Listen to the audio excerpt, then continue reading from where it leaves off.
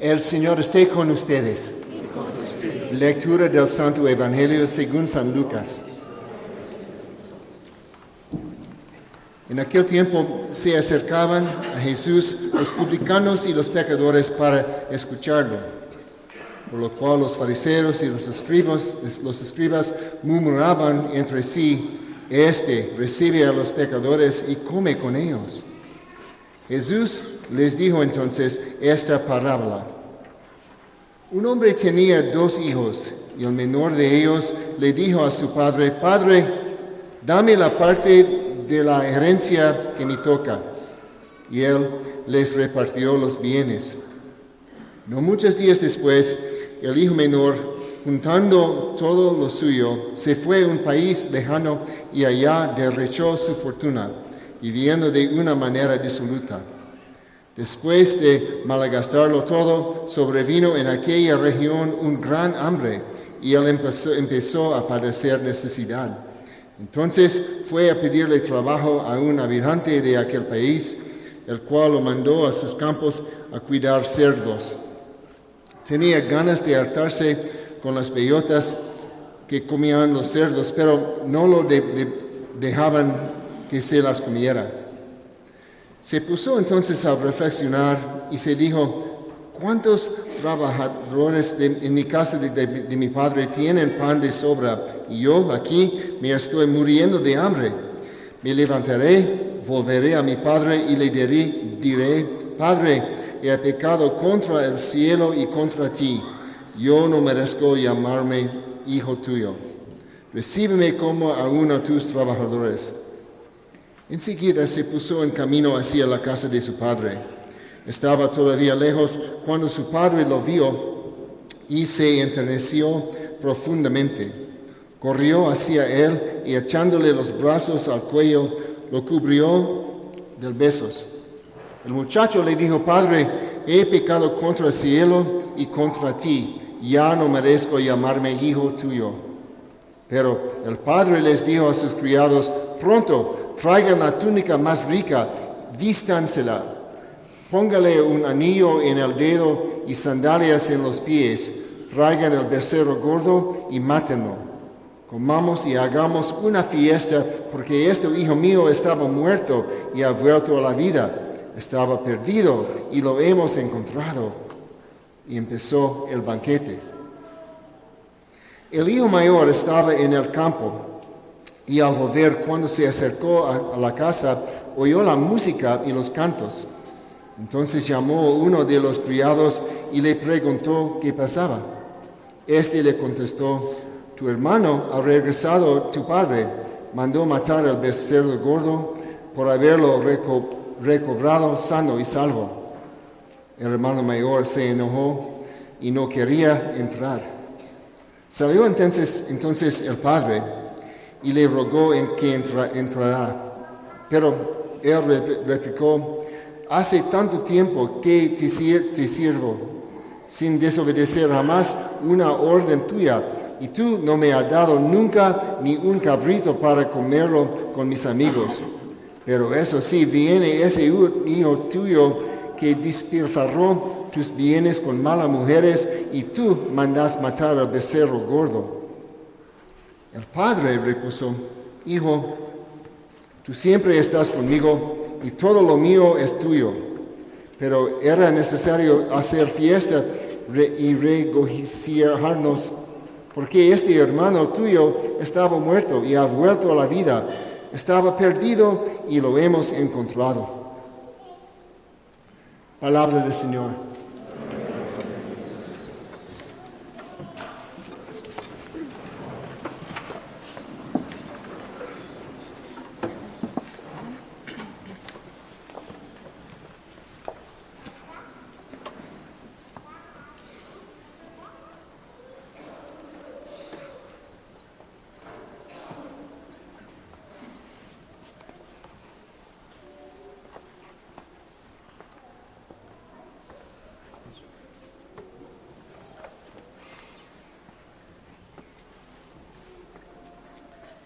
La parábola del hijo pródigo es una parábola de inspiración, es una parábola de de amor y de misericordia. Ningún ser humano pudo haber inventado esta historia o esta parábola. Esta parábola viene de los propios labios de nuestro Señor Jesucristo. Es una parábola clásica del perdón y del amor de un padre. Vemos de que el evangelista San Lucas nos señala el día de hoy que Jesús estaba dirigiendo esta parábola a los escribas y a los fariseos, quienes lo estaban criticando a Jesús por asociarse a los republicanos o a los cobradores de impuestos y a los pecadores. Entonces vemos de que Jesús quiere que ellos vean en esta parábola los personajes que Jesús está describiendo en sí mismos, en Jesús y en ellos mismos. Entonces, el papá representa a Jesús, el hijo menor representa a los pecadores y el hijo mayor representa a los escribas y a los fariseos, porque son los criticones, los que critican. Entonces esos nos representan a nosotros también cuando nos comportamos de esa manera o actuamos en esa semejanza de que solo somos buenos para criticar. Entonces esto es lo que Jesús quiere que ellos lo vean. Entonces Jesús empieza a describir, ¿verdad?, el caso de un padre que tenía 2 hijos, y es el menor el que se acerca al papá para ¿verdad?, como lo dice Jesús el día de hoy, ¿verdad? Dice, entonces les dijo esta parábola, ¿va? Un hombre tenía 2 hijos. El menor de ellos le dijo a su padre: Padre, dame la parte de la herencia que me toca. Pónganse ustedes a pensar que es una falta de insolencia, ¿no? De que un hijo le está exigiendo, porque le está diciendo: ¿me podrías dar? No, dame. ¿Ok? Como que él ha trabajado. Entonces aquí vemos inmediatamente que este hijo menor que está haciendo, ¿verdad?, está faltando a los derechos de su padre. Y no solo eso, no tiene respeto por la propiedad de su padre o sus pertenencias. Le dice, entonces le pide que le dé la parte que le corresponde, o que le va a dar en la herencia. Y entonces aquí vemos que este hijo menor creo que tiene la certeza, ¿verdad?, en su mente, de que su padre lo quiere mucho, que él se preocupa por su hijo y por eso se aprovecha de la nobleza de su padre. Por eso le dice: dame la parte que me corresponde de la herencia. El padre, obviamente, por ser un padre amoroso, un padre que se preocupa por su hijo, el padre decide hacerlo, tiene la compasión. Ahora bien, el padre sabe que su hijo lo conoce muy bien. ¿Por qué? Porque el padre sabe que su hijo está lleno ¿de qué? De avaricia. De avaricia. El padre sabe muy bien quién es su hijo, que su hijo tiene sus faltas, y que tiene avaricia. Y el padre pues decide repartir la herencia y se la entrega. ¿Y qué pasa? Después de que este joven recibe la parte que le tocó de su herencia, pues inmediatamente se va a disfrutar, ¿verdad?, de esa herencia, a llevar una vida de lujuria, ¿no? Porque dice: ahora tengo para celebrar, de pachanga, me voy de pachanga, que eso es lo que hace. Se va y se va para un lugar distante y empieza a disfrutar del dinero que tanto le había costado a su padre acumular, ¿verdad? No le importa. Y empieza pues pues me imagino que hacer, porque cuando están llenos así de dinero son generosos con todo mundo, ¿no? Ya me imagino que se acercaron todos los buitres ahí, ¿verdad? Como decimos. Y bueno, había carnita que comer, pues ahí estaban, ¿verdad? Al lado de él. Entonces, él empieza a gastarse todo ese dinero o toda esa plata. Eventualmente queda sin nada, en la miseria. Ya no tiene nada para poder sobrevivir. Y San Lucas nos dice que en ese lugar entonces se desató una gran hambre. Entonces este joven ya está pues sufriendo y no tiene nada que comer, ya no tiene alimento. Y entonces en desesperación recurre a la ayuda posiblemente de algún hombre que él había conocido y para pedirle que lo ayudara. Entonces este personaje que entra, este hombre, pues parece que era un señor muy acomodado, tenía mucho dinero y tenía muchas propiedades, y este señor tenía una granja de cerdos. Entonces se compadece de este joven y lo envía a su granja, a su ranchito o a su finca, a cuidar los animales, los cerdos. Ojo, aquí que Jesús, cuando habla de los cerdos, para el pueblo judío, el trabajar o la profesión de cuidar cerdos era uno de los peores empleos o trabajos o posesiones que una persona podía tener. ¿El por qué? Porque el pueblo judío siempre veían a los cerdos como impuros. Por eso también los judíos no comen la carne de los cerdos o del puerco, ¿verdad? Que no saben lo que se pierde, ¿verdad? Los taquitos de carnitas. Si vamos a Michoacán, ahí están las mejores carnitas, ¿verdad? Bueno, entonces, ahí imagínense, se nos hace agua solo de pensar en las carnitas en la boca, ¿verdad? Bueno, entonces, ¿qué pasa? Que este joven, bueno, el peor de los trabajos le toca. Cae a lo más bajo. ¿Y qué pasa? Este jovencito está sufriendo ya, ¿verdad? Hambre, no tiene suficiente, ya me imagino, aquella ansiedad de comer y no poder. Y como este jovencito, como anteriormente, había estado sufriendo de avaricia, también siente envidia de los puerquitos que están comiendo las bellotas, ¿verdad? Y es ahí en ese momento que él empieza a recapacitar.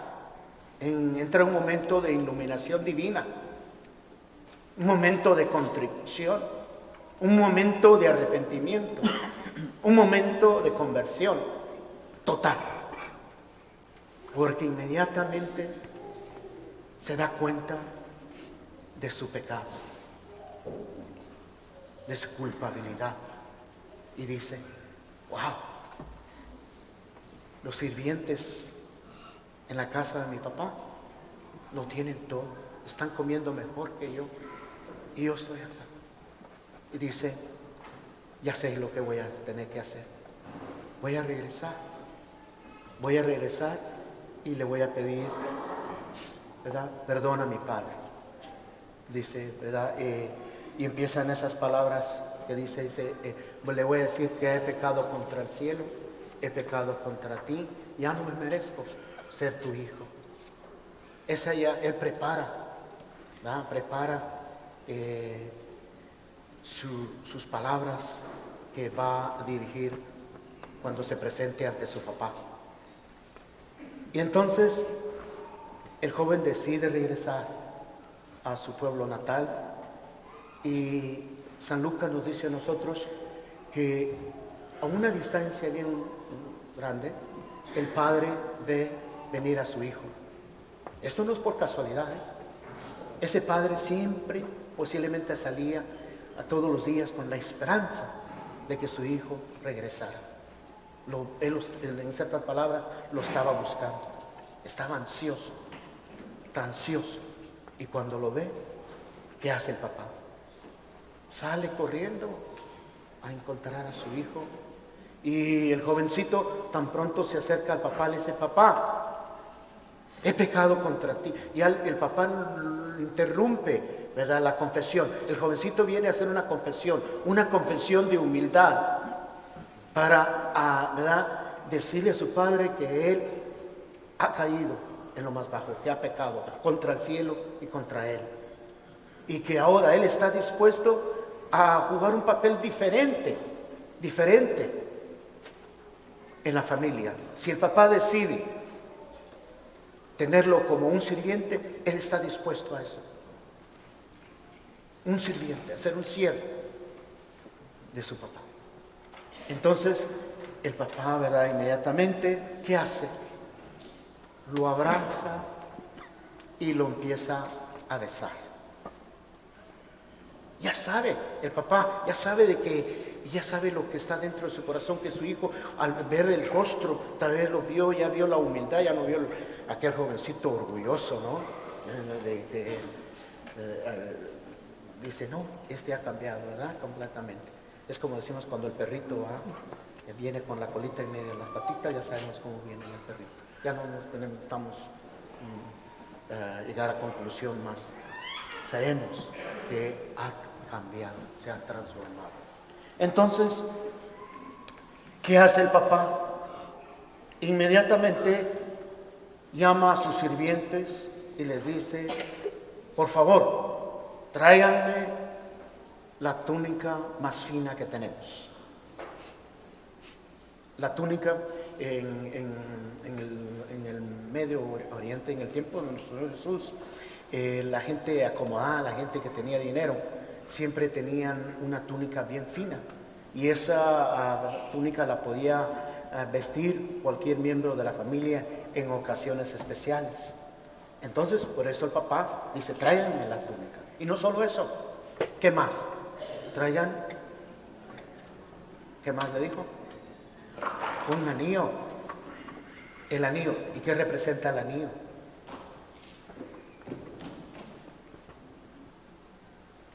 ¿Qué representa las joyas que... Bueno, el anillo representa muchas cosas, ¿verdad? Pero usualmente la persona que tiene... ¿de qué están hechos los anillos? ¿De qué material? Usualmente, de lo más fino, de los materiales más finos, ¿no? Oro. ¿Y quiénes son los que usan el oro? La gente de nobleza. Este era un joven bien acomodado. Era, por decirlo así, como un príncipe. Porque el hijo ya no tenía el anillo, entonces ya no tenía esa dignidad. Tenía que volver a tomar esa posesión dentro de la familia. El anillo. Entonces, es la nobleza. ¿Okay? Entonces, ¿y qué más dice el papá? Prepárense, porque vamos a celebrar. Ahora vamos a tener pachanga hoy en la noche. Venga, vayan, agarren el becerro más gordo que tengamos, porque hoy vamos a festejar el regreso de mi hijo. Entonces, y se da pues esa ocasión maravillosa. El papá inmediatamente, entonces empiezan la festividad, empieza la música, a las danzantes o las danzas, los bailes, y aquí viene la otra parte, donde San Lucas nos dice que el hijo mayor andaba por los campos del papá, trabajando las tierras, ¿verdad? Y tan pronto viene acercándose, ya está cerca de la casa, oye la música, también se da cuenta que están bailando, y bueno, y que todos están comiendo, están celebrando. Entonces, y le pregunta a uno de los siervos: oye, ¿qué está pasando acá? Así. Y le dice, ¿sabes qué? Tu hermano menor ha regresado. Por eso está esta celebración. ¿Y cuál es la reacción del hijo mayor? ¿Qué nos dice el evangelista? Sé que se molestó, se enojó, se puso furioso y ya no quiso entrar. Ahora, ¿por qué? ¿Por qué no quiso entrar? ¿Ah?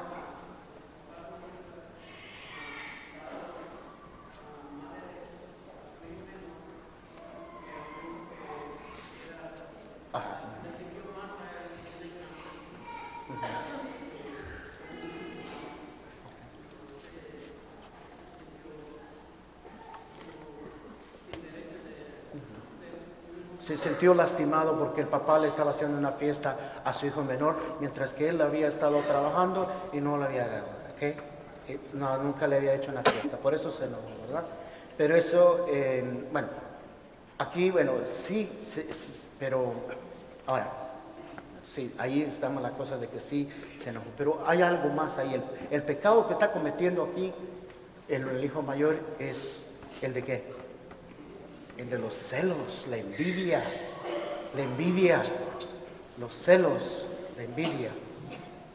Es el pecado de la envidia es un pecado muy antiguo. El pecado de la envidia fue que llevó a Satanás y a sus ángeles a alejarse de la gracia de Dios. El pecado de la envidia llevó a Caín a quitarle la vida a su propio hermano Abel. El pecado de la envidia o de los celos es el que utiliza el chamuco o Satanás hoy día para seducirnos y alejarnos de Dios. Entonces, este joven está celoso, tiene envidia. Y entonces vemos el papá al enterarse que su hijo mayor está fuera de casa y no quiere entrar a celebrar. El padre sale y inmediatamente el joven le empieza a recriminar a su papá. Papá, yo te he servido todo este tiempo, yo te soy fiel, yo he hecho todo el trabajo que tú me has pedido y nunca me has regalado un cabrito, un becerro, un chivito para festejar con mis amigos. Pero aquí viene tu hijo, que se fue allá a disfrutar de una vida de pecado y tú mira cómo lo recibes con esa. Entonces aquí es triste ver que este hijo mayor se ve como un esclavo de trabajo, como un siervo de su papá, que lo que está haciendo es simplemente seguir las reglas, cumplir con lo que le están pidiendo. Es lo que hacen los fariseos. No lo hacen porque no está lo que debe de estar dentro de cada acción, de cada corazón, que es el amor. Que si vamos a hacer algo es porque amamos a Dios, ¿verdad? Como los mandamientos que Dios nos ha dado.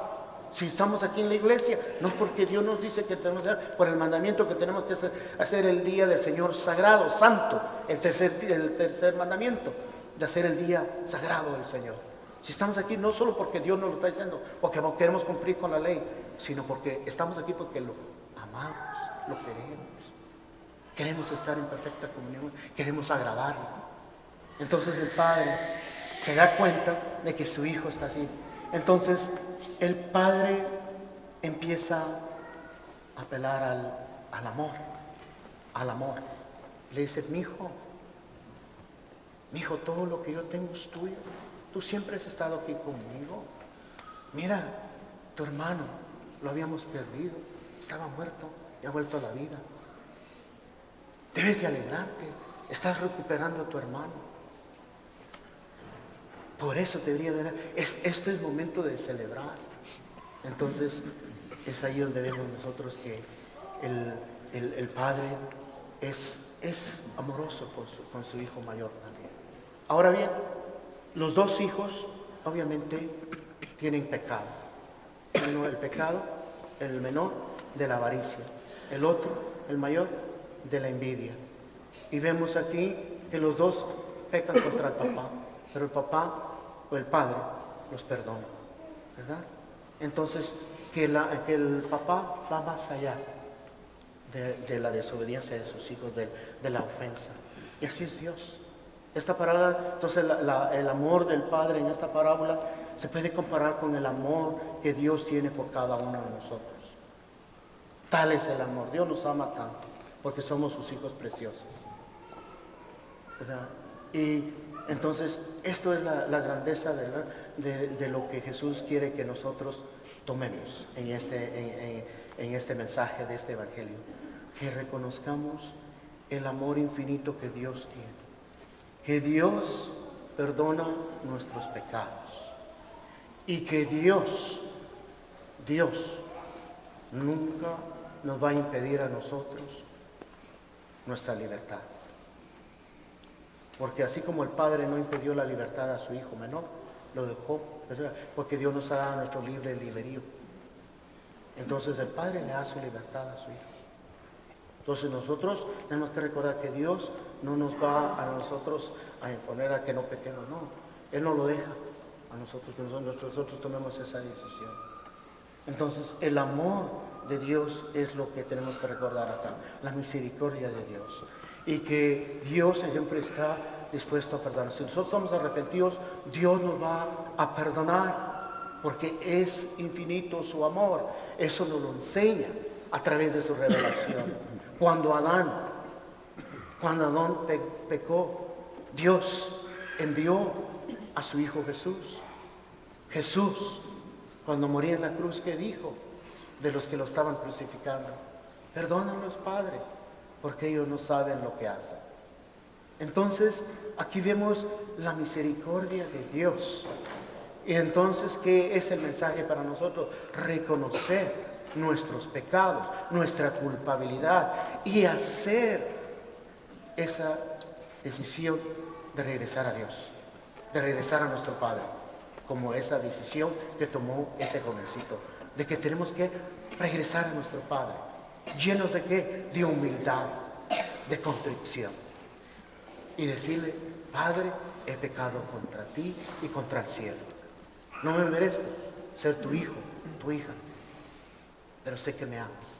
Y por tu Hijo Jesús me prometes el perdón. Entonces, eso es el sacramento ¿de qué? De la reconciliación, el sacramento de la confesión.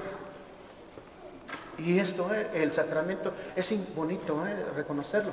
¿Por qué? Porque el día de hoy vemos la humildad. La humildad del jovencito tenía que tener lleno de humildad para acercarse a su papá para pedirle perdón. En el sacramento de la reconciliación tenemos que tener humildad, porque nos tenemos que acercar a otro ser humano, el representante de la iglesia, el representante de Jesucristo, que es el sacerdote, un humano. Y eso se necesita humildad, ¿verdad? No queremos esas cosas horribles que hemos hecho, o detestosas, y que estamos tan avergonzados, pero lo tenemos que hacer, porque se requiere de la humildad, el amor. Amo a Dios, y yo sé que el sacerdote está ahí, no para juzgarme, ni para condenarme, ni para rechazarme, ni para recriminarme, sino para ayudarme a encontrar la gracia de Dios, la misericordia de Dios, el amor eterno de Dios. Entonces, el mensaje de hoy es claro: reconozcamos nuestros pecados y pidámosle, supliquémosle, ¿verdad? Supliquémosle al Señor que nos perdone, que nos dé su misericordia. Y este es el tiempo de la reconciliación, el sacramento del amor de Dios, del perdón.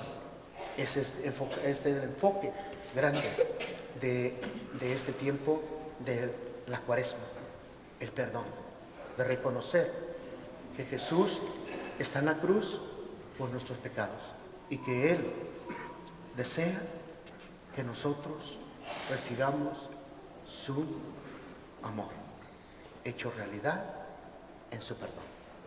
Entonces, digámosle pues el día de hoy al Señor que este mensaje no entre por un oído y salga por el otro, sino que vaya de nuestro oído a nuestro corazón, para que nuestro corazón nos lleve al razonamiento, el razonamiento nos lleve a la acción de la reconciliación, de la penitencia, de la confesión, para que nuestra alma vuelva a recibir esa gracia santificante que es esencial para la vida eterna.